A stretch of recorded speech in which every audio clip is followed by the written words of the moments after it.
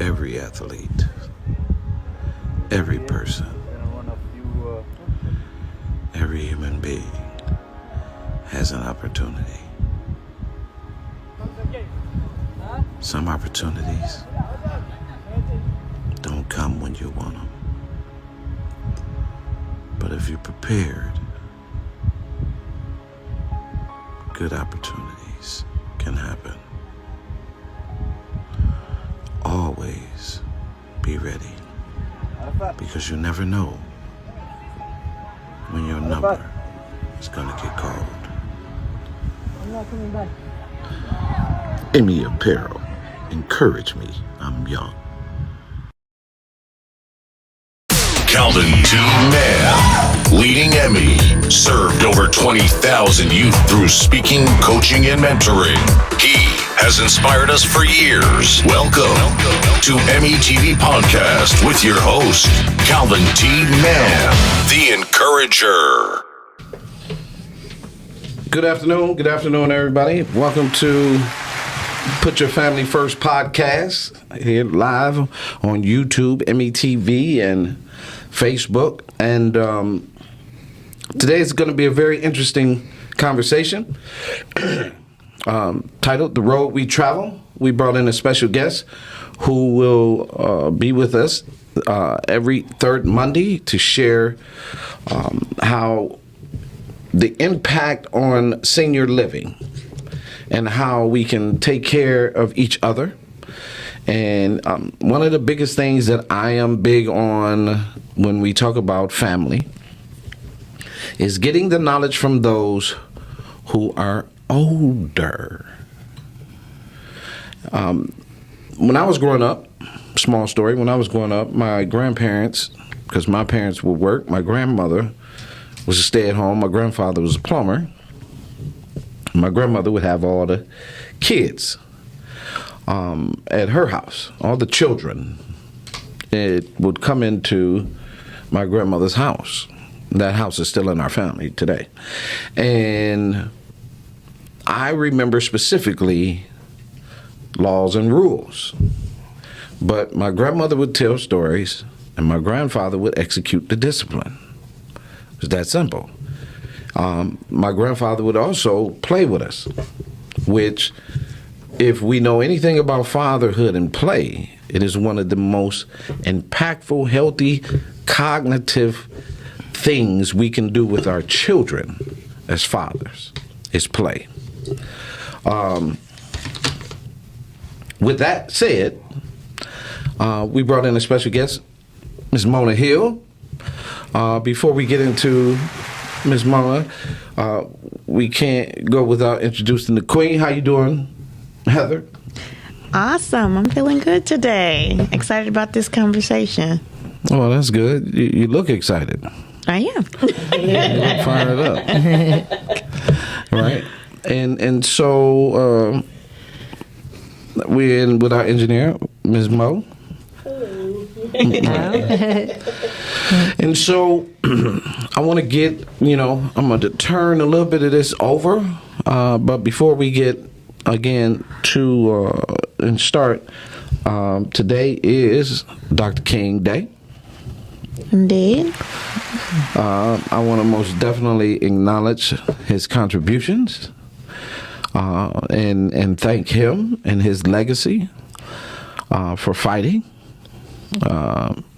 And doing the things that he did during the time that many people, didn't matter who you were, that did not appreciate or value his journey. It's amazing what we say and do after somebody is gone. I'm going to make him look right in the camera and tell you right now, tell me now. Give you your flowers now. Give me my flowers now. You hear Amen. Yes. Don't wait, please. That's right. Tell me now, right? Whatever my legacy do when the lights go out, awesome. I mean, I know God is with me, but tell me now. And that's just where I'm at with it. Quick, Dr. King's march here in Michigan, in Detroit, as well as in his speech in Washington, D.C. was both on my mother's birthday, August 28th. Oh. And a little tidbit, and then I'm going to get off this horse and let Heather and Mona do their thing. And, you know, me crack some jokes in between and make light of people, old people, young people. Shout out to my man Terrence Wheeler, who always taking nickels and quarters from the seniors in River Rouge, playing his card games with the seniors. But it's a place in this world that I hope we all understand this journey that we're about to go into, because I have nothing but respect for those who come before me. Good. I've had nothing but respect for the men when I was growing up.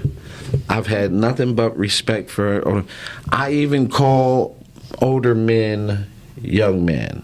Hey there, young man. Always, right? I just think it's important.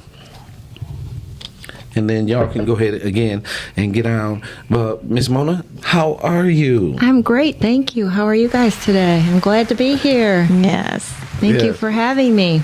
Oh, we're glad to have you in here to join our family. Thank you. Glad to be a part of it.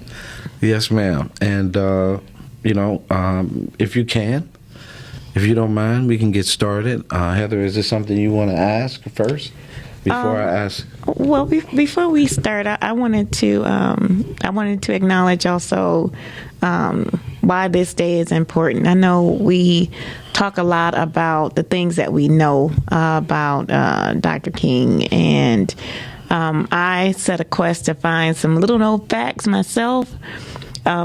Just to get outside of the typical things that we know about his life and his journey, the obvious things, to find out more about who he was as a person and look at his legacy from a different lens. Because I think we have a tendency to put those that hold so much of a place of honor so far away from being a human being that we forget that they were people. And we forget that, you know, they put on their pants one leg at a time, that they had hardships and struggles, and they have grief, and they have joy, and they have those moments where you argue and you make bad decisions, and you have to step back and step up. So I just wanted to look for some things that connected them more deeply to me, and maybe share that with others. So I found a couple of things that I thought was interesting. And this is not that it's a little known fact, but I did learn in the process, and this is all over the internet too. I did learn in the process that I'm just keeping you brisk.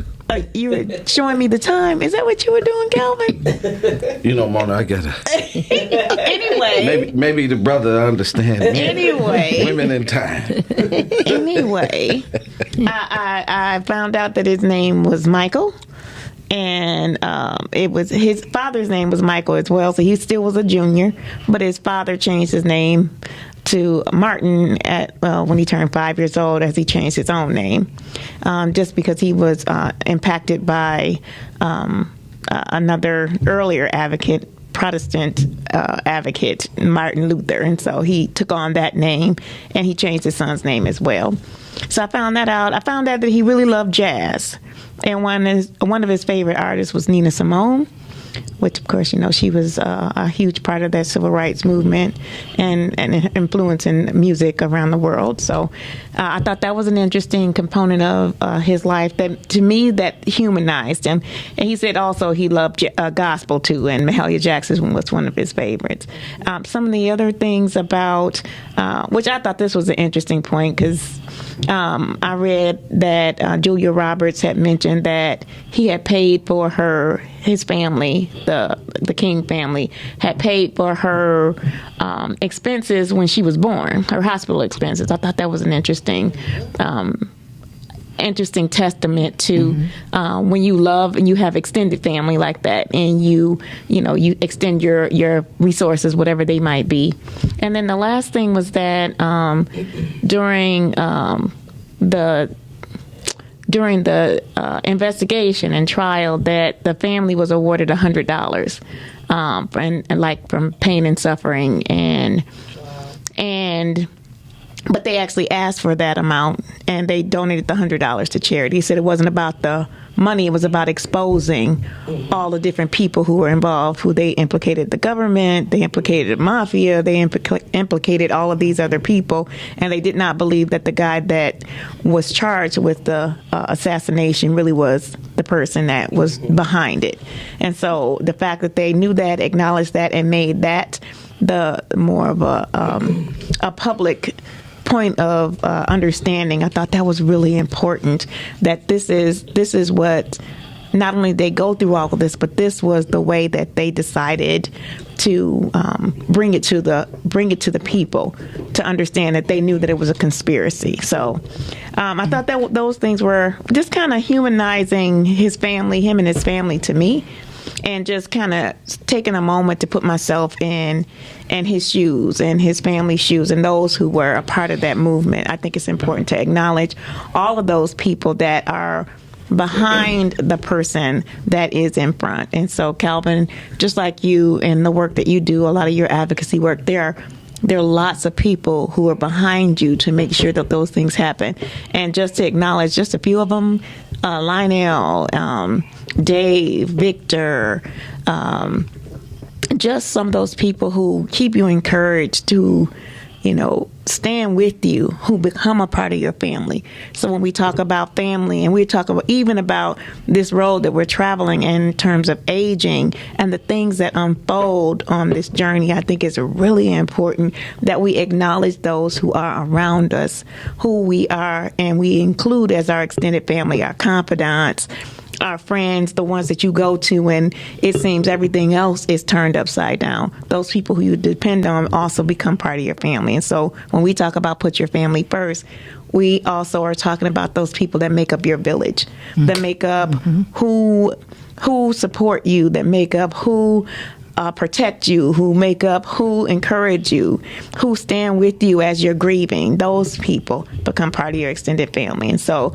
it gets more important, and I noticed that for me, this journey is getting more and more important as I'm getting older, and that makes history more important to me, and the history of my family. It makes being a caregiver for my elders. My mother right now, my dad's passed on, but I was a caregiver for my dad and his parents, his mother and father. And for my mother, I was a caregiver for her mother and her aunt. And so it's a part of the value that you gain, I think, as you get older. And I know Amana talked about that as you get older, this is the road that we're traveling. So I'm so glad that you're with us to kind of walk through this conversation with us. And as you were talking about it earlier, just how much perspective you gave when you talked about this road that we travel and what that looks like, either from the eyes of our elders and how you are able to help people to see that part of this journey, to see it through their lens. Can you talk a little bit about that? Well, first, introduce yourself. Well, my name is Mana Hanson Hill, and I live in Oak Park, Michigan, and I have 4 children, 3 sons and a grown daughter, and 2 grandkids. My faith is in God. We try to put God first in our life, no matter what we do and through our day. I've had a heart for seniors from the time I was a little kid. It started as a young age, growing up in a family of, my mom had 14 brothers and sisters, and my dad had 10. So my older adults were always surrounding me. So I was always in an extended family where there was a lot of older adults, and used to love to hang around with my grandma and watch her cook, and follow my grandpa to the barn and go down his coal pile and all those kinds of fun things. And where'd you grow up? I grew up in South Lyon, but my grandparents are from Kentucky. Oh, okay. So spent a lot of time in the South with my grandparents. And then I decided as a teenager I want to be a candy striper. Can you believe that? Like in a nursing home called the Martin Luther King nursing home. It's in South Lyon, Michigan. And I wore the little pink and white candy stripe outfits. Back in the day, we did a lot of caregiving, not just passing water and combing hair, but we actually helped fed people and clean people up and got them ready for the day and helped the assistants. But isn't that funny that that path led me into a career? I had no idea at that point. At that point, I was just a kid wanting to volunteer and work with seniors. So then I went to work graduated from high school and was trying to determine what I wanted to do with my life. And I thought, well, I'll be a nurse. And then that didn't happen. And I'll be a social worker. So I was looking into programs, and my friend said, let's go to Madonna University. They have a gerontology program. And I said, what in the world is that? Gerontology is the study of the aging. I'm like, well, we got to find out about this. So met the dean at the department, and she got me right in, told me about the program. She said there's all kinds of jobs in the field of aging because guess what's going to happen? Baby boomers are going to come. The year 2000, half our population is going to be over the age of 65. And that's the truth. I mean, that's the truth. So that led me into a career. So I got my degree from Madonna University, and while I was in school, I thought, well, I've got to start. If I'm going to work with older people, I really need to go work in the nursing home. So I went to work in the nursing home as an activity assistant. Had to learn everything. I was bugging my boss to do this and bugging my boss to do that and planning the programs and wanted to do more and more and more. So he'd let me run with it. So I used to plan the stuff, but I got kind of sad at first. And my dad showed me something that was really important and has been a part of my value system since. He said, you can't change somebody else. You have to change you. If you're going to make a difference in somebody's life, you have to change you. And a part of changing you is, so what I had to do was go into somebody's room and open up the curtains and brighten up the room. Go into somebody's room and turn some music on and sing to them and maybe do some trivia. Find out their story and their legacy. Start talking to them and find out what's interesting about that person. And every single person you can find something special about. So worked at that facility a while, became an activity director, then became a social worker. And I was in the process of getting my MBA and had a little setbacks, but finally finished my MBA. Became an assistant administrator of a nursing home, assisted living, and I'm currently an assisted living administrator. Oh, congratulations. Thank you. That's a great journey. Right. I've been in, the career path, you just never know where you're going to start and where you're going to end. For sure. So I worked in all capacities of aging, and seniors are my heart. So, would you say that your passion for our elders came from your interaction when you were younger? Yes, I think that the stories that was shared with me, and the respect that I had, and seeing the leadership the older adult shared, I wanted to be in their footsteps. I wanted to do the things that they did. And God-fearing people that I followed is and their legacy and the things that they shared. I just had such utmost respect that I wanted to be with those older adults. So who in particular had your heart? Who you now kind of model your behavior or model your belief system? Who do you model that meant something to you there? My grandparents. My grandma she had 14 children. 14 children. Ooh. And she cooked 3 meals a day. Her house was spotlessly clean. Her kids were well taken care of. Of course, the kids helped each other. They helped take care of each other. My grandfather worked on the farm.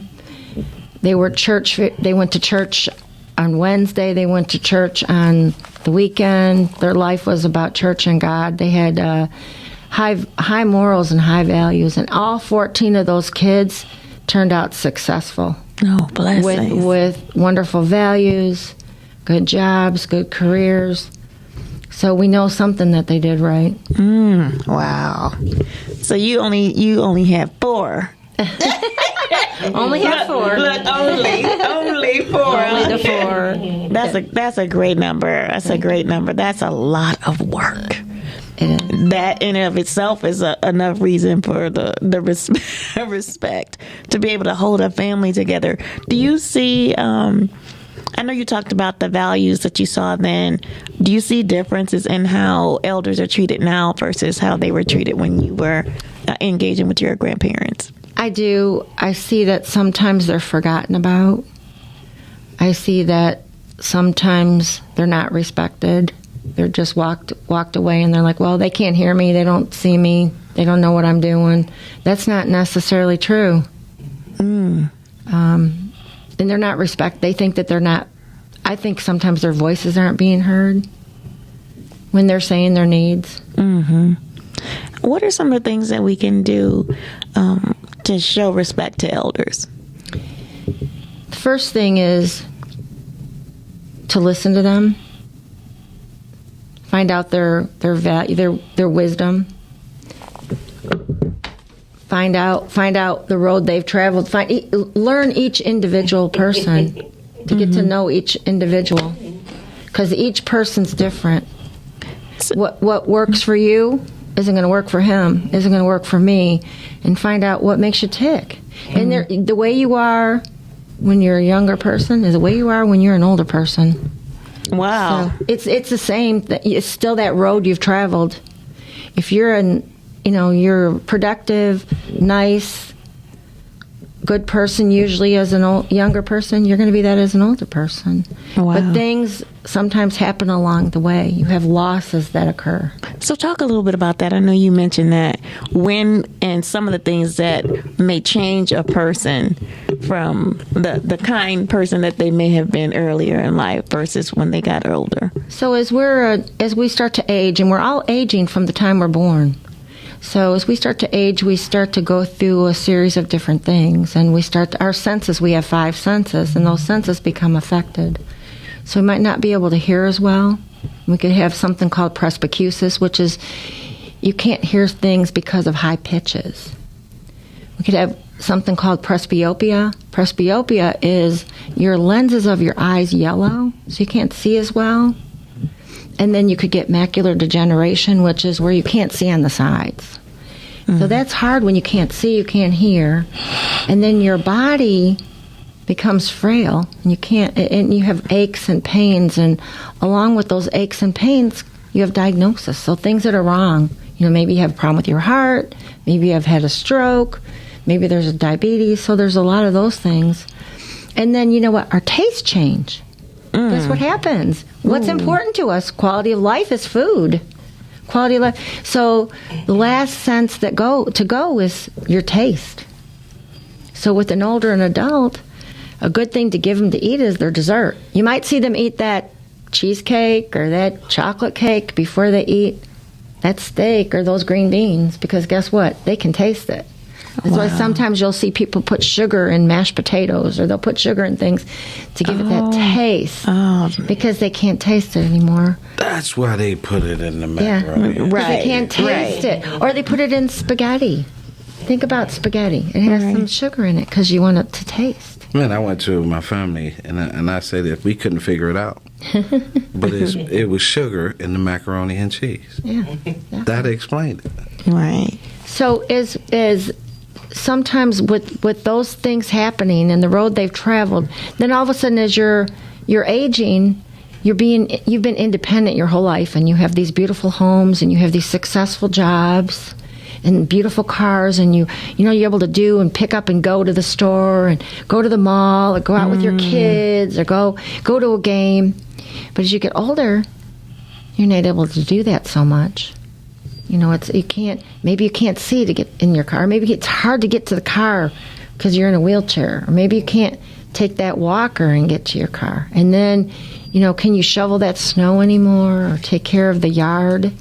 And then your kids start to worry about you because they're like, can mom manage all of her medications? No. Can mom get down her stairs? No.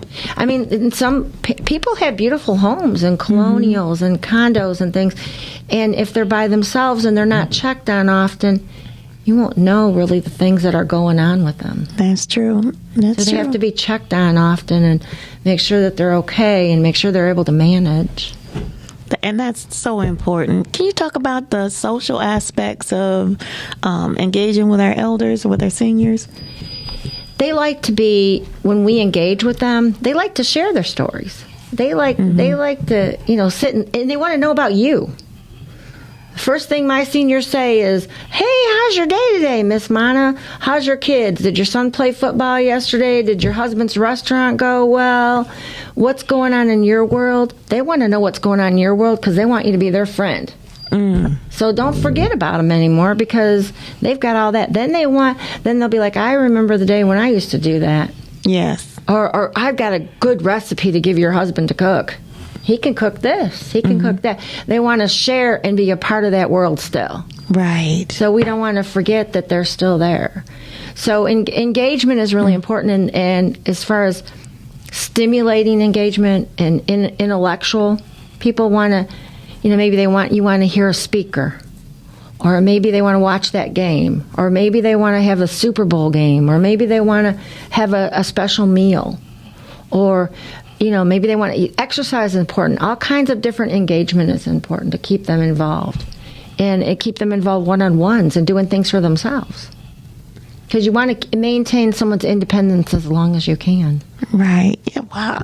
It's everything that you're saying right now. So I mentioned I'm a caregiver for my mom too.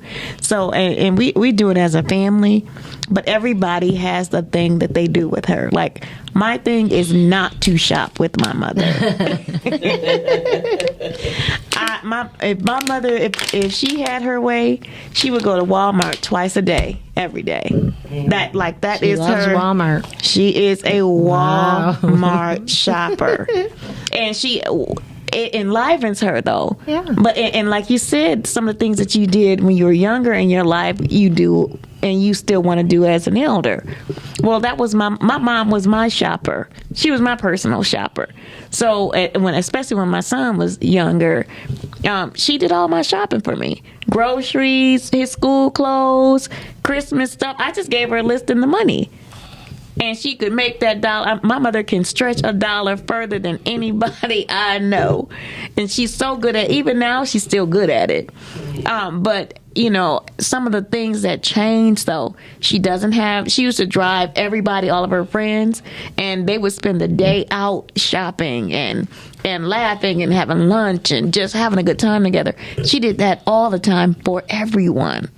And so now that she's older, she can't drive. Mm-hmm. Everybody has to take her everywhere. Her frequency, what she still wants to do, is still frequent. Mm-hmm. And I guess I have not been as patient and understanding about that need. I never thought about it like that. I mean, I knew that was something that she liked to do. It's just a hobby because I was never a shopper. That was not big to me. It still isn't. And so, but she does have other of her children. So it's 7 of us. So she has other of her children and grandchildren that will take her shopping. That's just not that's just not what I do with her. So for her, that shopping was a part of her life. It was quality of life. That was something she was getting enjoyment out of. It is. And still is. And it sounds like it still is because she's picking out those items. She's looking at those items. She's getting those items for herself. It's independence. Remember? Yeah. She's doing that as independence. Right. It's still something she's doing, bringing back something independently. Right. And that she's enjoying, she's getting good quality of life out of. Yes, absolutely. That, and that's how she likes to exercise. Oh yeah, because she's walking around. Yeah, and she does have a walker now. So we went through everything you said. She and my dad were no longer able to stay in their home that we grew up in because it had stairs, and my mom had a stroke. Okay. And so after she had her stroke, their whole lives totally changed. My dad was driving up to that point, and during the process of my mom having a stroke, my dad's his memory and his ability to navigate streets and things like that changed in the midst of that, and he was no longer able to drive because he got lost. Mm-hmm. And my sister literally had to go and get him. Mm-hmm. And so we had to navigate from that point. So he wasn't allowed to drive after that. And so imagine he would be the one then to drive my mom around, or my mom would drive independently. But that's one of the big things that they lost access to. So they did, we did set them up with the smart bus so that they could get around. But those things are so important to remember. And I now that you bring that to my attention, it's so much. It means so much more now. So thank you for that. Memory loss is something to think about, because as we're aging, of course, that happens. We have memory loss. But doesn't mean that just because you have memory loss that you have dementia, or doesn't mean you have Alzheimer's. You can have one or the other, or it could just be an aging. So as we age, we lose those little, those things that we can't do for ourselves anymore because we forgot, like you said about your dad and his going somewhere. He might be able to show you in the car, but in bits and pieces as you go along the way, he might remember, but he's not going to remember how to get there. No, it was such a shock. It really was such a shock to watch our appearance shift and change. And I think for me, probably because I worked with and supported in caregiving for their parents, and like we've exchanged places. So when I was taking care of my grandparents, I was my parents' age. I am now. They were this age when I went to go take care of their parents. And so now they are the same age that their parents were when I was a caregiver for them. And so just to see it, the generation shift. You live in the sandwich generation. So you're taking care of your kids, you're taking care of your parents, you're taking care of your grandparents. And we're just kind of sandwiched in the middle of it all. Yeah, but I mean, it's such an honor. It is. It's such a privilege to be able to have that time with them. And when with a senior that has memory loss and they're in the midst of a forgetful moment, but they want to go to Selma, Alabama, or they want to go down south, and they're telling you, I'm going there today, and I really want to go there. It's a good thing to just validate them. And validate meaning, well, okay, Mom, where are you going to go? Who are we going to see when we get there? What are we going to drive? What are we going to eat? Who are you going to, don't argue with them. Don't say, Mom, you're not going there because when we live here, you're not going to take you there. Maybe in their mind, they are going there. Allow them to go through that road. Allow them to travel that road. Validate their feelings. Validate where they are. That's huge. It is. Because you're showing them love. You're showing them respect. You're giving them the opportunity to share. You're having a conversation. They're seeing the love that you're having. Yes. You're able to share that, maybe you crossed that bridge at Selma, Alabama. And maybe you're going to cook that meal when you get there and you went to church. But that gives them the time to talk about that. And then maybe later on they'll be like, I wasn't in Selma, Alabama, because maybe they'll have a moment of clarity. Right. And that's okay. But it's the best thing to do is not to argue with them, and it's not to, it's to allow them to have that opportunity to talk and to be respected and honored. That's awesome. Yeah. I'm thinking in terms of what you guys, how you touched on the importance of validating. Validating is another form of encouragement. And I, too, wasn't so validating, right? Because in our mind, you got to move from A to Z, right? But where I'm probably not as invalidating those things, I do acknowledge. I think when people go to take those journeys that you speak about, I think the best validation is to listen. It is. And to take the time to listen. And we don't always do that. We're not always good listeners. We want to make the decisions for them and not take the time to listen to them. Yeah, for sure. So I'm a senior. Y'all better listen to me. Which is interesting because I was reading some statistics, and this is from Michigan Senior Living Statistics and Facts, and I was looking at the age for assisted living, and it said it starts at age 55. It does. It starts at 55. You can get waivers if there is a disability that's needed for 45 or younger. It would have to be approved through ADA. That's through Americans Disability Act. But it's 55. So we definitely walk down that road. I mean, I'm 58. So I know. we're the same age. Hey, that's right. So have you seen the transition at 55 and older as being an elder now? Not so much. I mean, you'll see them more in independent living, where they're living in an apartment setting, but assisted living, we see more of the old being those who are 90, but we're seeing people live a lot longer, 100, 105. For sure. I mean, people are really living longer. And that's because we have antibiotics and we have medical care, and people are living longer and they've been healthier.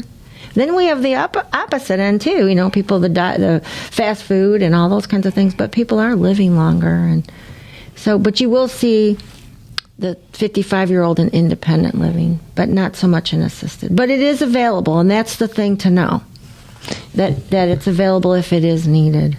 And so it says that there are more than 1,200 assisted living facilities in Michigan.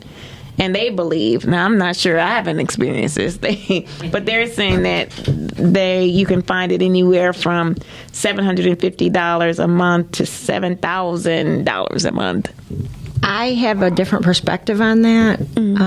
Assisted living is not, there's not a benefit for assisted living. There's not a Medicaid benefit. If you're a recipient, if you're a veteran, you can receive a veteran's pay that will pay assisted living. If you have long-term care insurance, that will pay assisted living. Otherwise, assisted living is private pay. There is a Medicaid waiver for some assisted living places, but there's not many of those. Okay. Most assisted livings that I know of start about $4,000 and they go up to about $10,000 a month.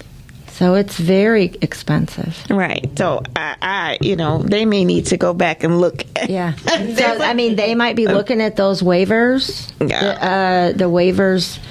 But like I said, there's not many of them, and there's not many facilities that have the Medicaid waiver. But you have to, of course, have the income eligibility to become Medicaid appropriate. Right. Let me see. It was a couple of things I saw in here that were. Can you talk about the difference between nursing homes and assisted living? Oh, sure. So long-term care, it's really changed too in the past. In the past, that's where people went. They called it nursing homes. That's where people went to. You could even be pretty high functioning and walk on a walker in a wheelchair and live there until you pass away. But nowadays, it's not like that anymore. The nursing home now is the place that people are going to receive therapy. So they've had a stroke, they've had a heart attack, they'll go to a long-term care facility to receive therapy. So they call it a rehab center. So you'll see these big, beautiful places that are rehab centers. But however, they have to have 25 Medicaid beds. So 25 Medicaid beds, being that they do accept long-term care residents that have Medicaid, and they can stay there till the end of their life. So that would be the nursing home end of it. And then those residents would need total care. Not necessarily in all areas, but to be in a nursing home, it's more total care, where they might need a Hoyer lift, or they may need assistance with all their activities of daily living, as well as all their meals. Assisted living is you have to be able to ambulate, pretty much. Be able what to does that mean? Ambulate, being able to walk. Okay. Or being on a walker. You can transfer. They want you to be able to transfer. Some assisted livings allow Hoyer lifts. It's gotten to where assisted living is kind of like a step down from a nursing home. In an assisted living, they want you to be able to do a little bit for yourself. Okay. Maybe brush your hair, brush your teeth, wash your face, but have the assistance of one person to help you with your ADLs, your activities of daily living. And in assisted living, they make your meals, they clean your apartments, They have activities for you, but they still want you to maintain and do whatever abilities that you can do for yourself. And then, so it seems a step down from that would then be like the independent living. Independent living. Okay. So an independent person could be be independent, but maybe they might need to have services in the home, like a separate entity could provide services in a home. So maybe you're in an apartment setting and maybe you need help with medications. Your family could hire somebody to come in and bring medications in the home. Or maybe mom needs somebody to come in and check on her and make sure that she gets her shower 3 times a week. So maybe you'd pay privately for a shower. Maybe she just needs to get out and she needs some companion. So maybe you hire somebody to be a companion. Or maybe she needs assistance with cleaning her apartment. Mm-hmm. Maybe she can't take care of the house anymore. But she's okay to live alone, but she can't do the cleaning because it's too hard for her to scrub the bathroom or vacuum the apartment. Yeah. So those are things that can be provided in the home as well. And if you have like Medicaid, there is programs with Medicare and Medicaid that is provided that some of those home chore services that you can receive in the home. And that's the home help services, Home health right? services. Yeah. Mm-hmm. Yeah. Nice. Okay. There was one more thing in here I wanted to ask about. So there recently was an article written last year sometime by EMT Okay. about finding black males 2 days or 2 weeks after they have in a home. So sad. How do you help that? How do you help prevent that? Like, what is it that maybe we could do as a society? It might just be an idea right now, but how can we help the communication with seniors in the neighborhoods? I'm often telling men that they have to govern. Mm-hmm. As a father, when you step out on the porch, you got to look as far as to your right. Mm-hmm. You got to govern that. You got to make sure your kids, you got to know who's down there, and as far as to your left, right? And back in, and even in some other communities, you have that watch. Oh, that's Heather from 7 doors down. Mm-hmm. Watch her. I see this guy keeps coming by, mm-hmm. right? Mm-hmm.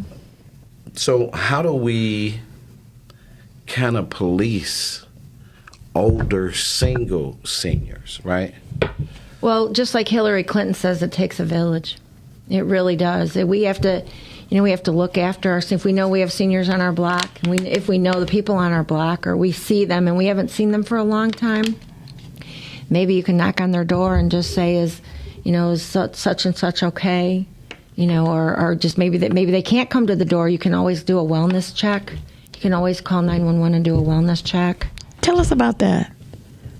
Being able to call 911 for a wellness check. Yeah, you can call and say, I haven't seen this older adult for a really long time, and I'm very concerned. And the ambulance or the EMTs in the area will do a wellness check. You can even do it with the police, and they will do wellness checks. It might not be the first thing on their radar that they do, but they will do a wellness check. And I personally know about that. I had an uncle who had a stroke, and they found out. My aunt called me from the south and said, we can't get a hold of your uncle, and could you... And I made it out to his house, but in the meantime, since nobody had heard from him, I called and asked if they could do a wellness check, and they found that he had a stroke. Oh, wow. And they broke his door down and came in his house. Oh, okay. So it was good that I had called about the wellness check. Right. He was able to be saved then. He was able to be saved. He passed away later, but at that point, he lived still probably a year or so after that. So, so there is, and like I said, it takes a village. So if you live next door to an older person and you haven't seen them for a while, or, you all of a sudden you notice that their car hasn't been moved for weeks and weeks and weeks, you might want to ask, or you might want to call. We had somebody on our street that their truck was there and always moved. And we made a wellness report because it took that truck sat there for months and nobody moved it. Wow. So you wonder what was going on, what all of a sudden happened. Right. And that's, that is, that's a great way to build and rebuild our families and our community, and extending that village mindset. That just check in on somebody. And so it's so much fear, though. We have created such an environment of fear. And, even with our elders, sometimes they're so fearful about being approached or about, something negative happening to them. How can we start to undo that mindset so that we can remove the fear and bring that focus back to family? Probably when you see them and they're out, say, "Hi, how you doing today, Mr. So and So? How's your day?" So that they feel you're approachable. How's your family and how was your Christmas? Just so they feel comfortable with you. I see you're out and about today. Just have small talk. Mm-hmm. The more small talk you have with them, the more they're going to feel comfortable with you. That makes sense. Yeah, and then after a while, and then they'll look out for you. That happened, for instance, in my neighborhood. I had COVID for months. And Andre, my husband, had the older guy next door, and he was an elderly gentleman, and he looked on me and checked on me. Nice. Yeah. So once you have a rapport developed with them, then they'll worry about you too. Mm-hmm. So it goes both ways. Yes, indeed. That was big. I grew up that way. Yeah. We had lots of elders on our street growing up, and so that is what I've taken into my adulthood.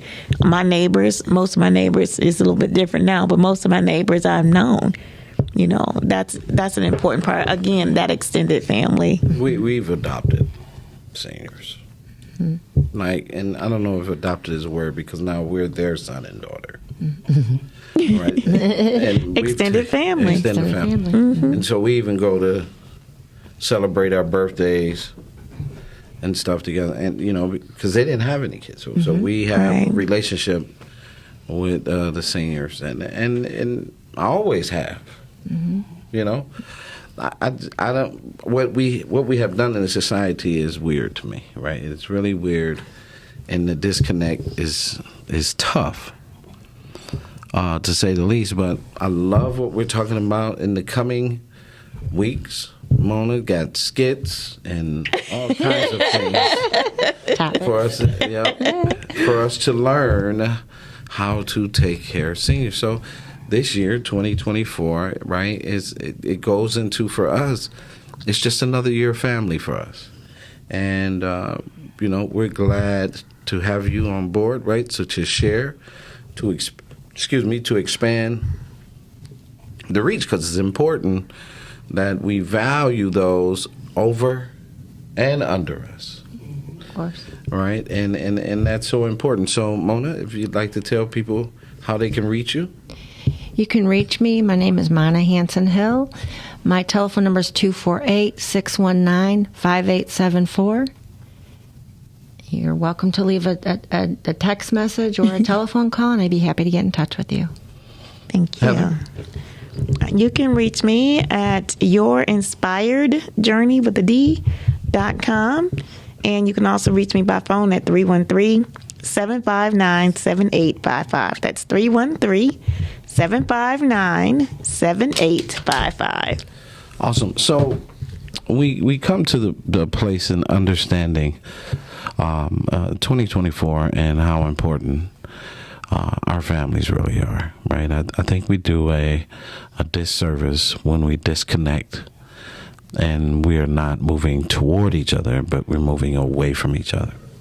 And it's always a tough thing to deal with. It makes funerals uncomfortable.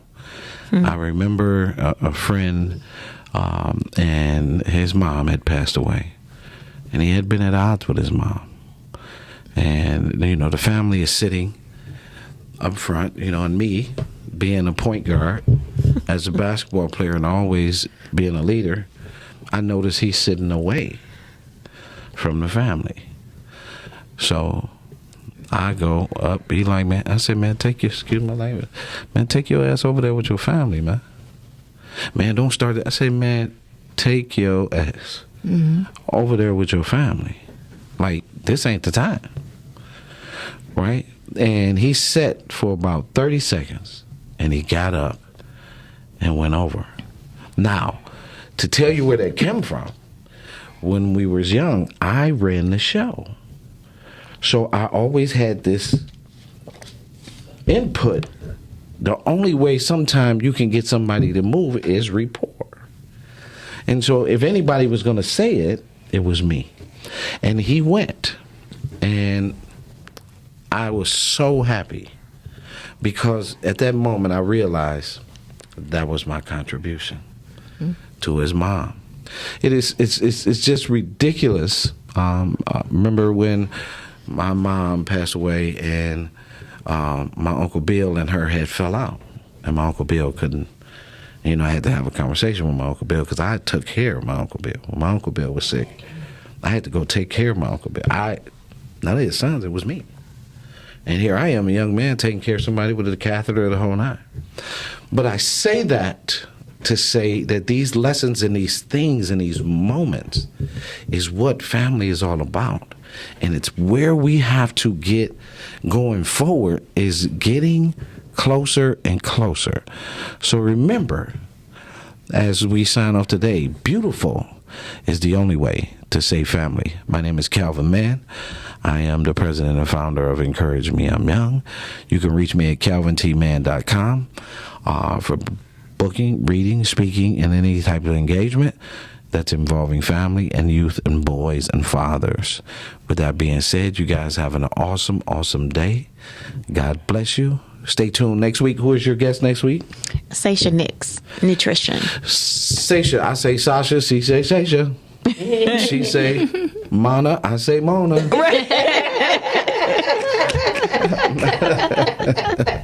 With that being said, you guys have a great, great day. Thank you for tuning in to award-winning Put Your Family First podcast. Peace.